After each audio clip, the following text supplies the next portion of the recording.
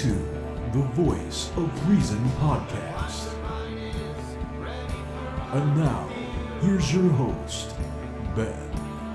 Yes, indeed it is. Yes, I am. Welcome to the Voice of Reason podcast for our long-delayed next episode in our series. So, I wrote up a little script here, and you'll forgive me for reading from it because this is a lot to memorize. All right, in this episode, I want to talk to you today about how and why a false flag could be done. To be absolutely clear, I will not be denying or mentioning any specific events. Why? Because, as we discussed in our last episode, YouTube views videos like that not very favorably. This is my attempt not to be specific about anything that has happened. I do not want this video struck down. This is again not a denial of any specific well-documented events. Think of it as a thought exercise that could open your mind just a little bit. Hopefully, after listening to me and watching this video, you will still be able to look at events I cannot mention in a new light and maybe, just maybe, start to wonder. All right. So, I have made this very simple to understand, and I will make an effort to not digress too much or talk about anything for too long. I want this to be as short and as informative as possible. In the end, I figured the best way to do this is through an acronym. It will be easier for you to remember my points that way. So, with this acronym, let's pose this question. How and why would a false flag be done? The why is these people who commit these things want to play craps. And where do you play craps? On tables, that's right. So, let's take a look at our first acronym, CRAPS. And this is the how. Actually, before we continue that, we should probably define false flag. I didn't have this in the script, but a false flag is basically a political or military act orchestrated in a way that it appears to have been carried out by a party that is not in fact responsible. That's the basic gist of it. Like, for example, if you were to take it into the, like, a pirate ship, then back in those days where there was pirates on the Caribbean seas, robbing vessels with cargo on them, they would put up a flag that would represent, say, the British Empire on their vessel to pretend they're a British Empire ship, when in fact they're not, and then they'll put the skull and crossbones up as they approach the ship, and then they board it and steal their cargo and do whatever else the pirates would do. That's one example of taking a false flag. But in modern standards, we're talking about, let's say somebody blows up a building and blames it on another country or a religious fanatic group or something like that. Okay, but I'm digressing a little bit too much, but I think it was important that we kind of get an idea of what a false flag means. It's basically a call to action based on an act that, well, I've defined it already. We'll just move on. All right, so let's go to CRAPS and see what that acronym stands for. Excuse me. All right, so if it would actually cooperate with me here. There we go. All right, so the why of it. So the C is change the laws to gain more power over the people. The R, to redistribute wealth to the already wealthy or participants. Solicit donations would be a way which they do this. Increase product sales. Like, if there was a gun shooting, it might increase gun sales and bullets and that sort of thing. To acquire power over the populace by changing the laws. We've already mentioned that. To give government more power kind of goes hand in hand with the C.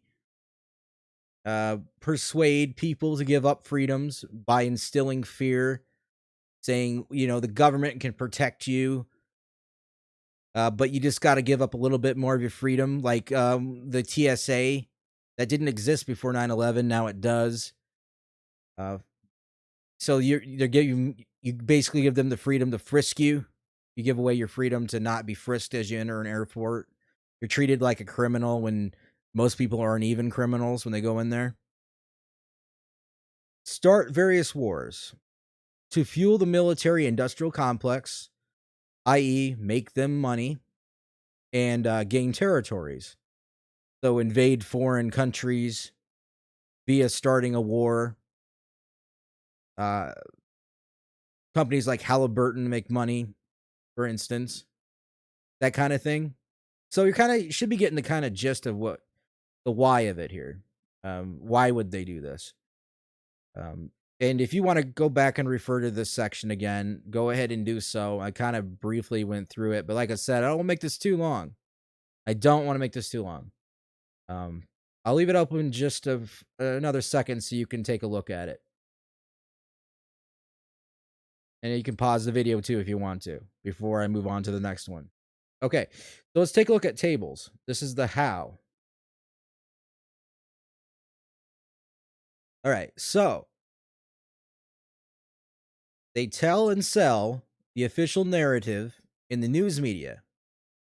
So I don't think anyone actually realizes this, or maybe not many, but the news media is owned by maybe three main people. That could be a little bit more, a little bit less. Probably just a little bit more than that, but basically three main people, as far as I understand it, own the news media, all the way from your ABC to the affiliates. Prepackaged news is sold to you through these outlets, and they basically all tell the same stories. There's a video out there where even I think it was like Jimmy Kimmel was showing how many different news organizations that were in separate cities were telling the same story about ice cream or something like that, and everyone was like reading a script. So basically, and a false flag happens, the government prepackages a news segment, sends it to all the major news organizations, presenting it as real, and it brainwashes everyone to believing it, whether it happened or not. Now, there are real stories that happen in the local news. Things really do happen, and that's how it gets all confused. So, but it becomes hard to determine what is real and what is not unless you personally experience it. And these national news stories that happen very far away, it's pretty hard to tell what is real and what has happened if you don't live there and you didn't witness it for yourself. I think I covered that one enough, though. There's more that goes into that, but so the next one is allow the very few the complete truth. They compartmentalize, which basically means, let's say one person knows the complete truth of what happened. They tell three other people the complete truth. Those three other people tell the next three people only part of the truth. And then the next six people only part of that.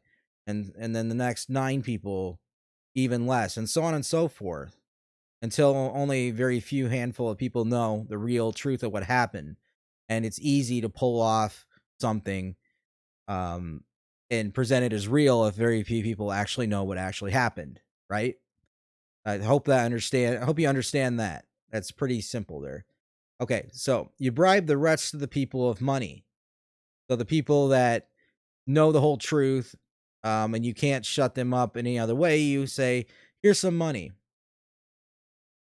And this will buy their silence. Pay off their mortgage. Tell them to set up a GoFundMe about the tragedy. Pretend to be a victim. Get donations. That kind of thing. Government may even funnel some donations through the GoFundMe just to make it a little more obscure. Because how is everyone going to know where the donations are coming from? They can just see a total amount. And that would be a perfectly legal way to have somebody send some money through a donation. All right, enough on that one. Let the populace dissuade alternative viewpoints through cognitive dissonance. So, the certain segment of the population who does not get brainwashed by the news will try to tell someone who has been brainwashed by the news the alternate viewpoint, which may be the actual truth, but the news told him it wasn't. It told him the opposite thing. So you try to talk to someone who already has that and believes it, they're not going to want to believe it because it upsets their worldview. They have cognitive dissonance. They automatically shut down when you try to talk to them about it, and they'll defend the viewpoint of the official narrative, especially in really tragic events like a bunch of children are said to have been killed, for instance, or a building's blown up and some people die in there, things like that, things that pull at the heartstrings, and it just shuts people's brains down when you try to talk to them about it. So they're not going to believe you, and nothing you can say will persuade them. They kind of have to see things for themselves in the way that I'm trying to break it down here about the how and the why, and not talk about a specific event. Okay, so enough of that one. We got employ government agents, secret and public, that sell the narrative.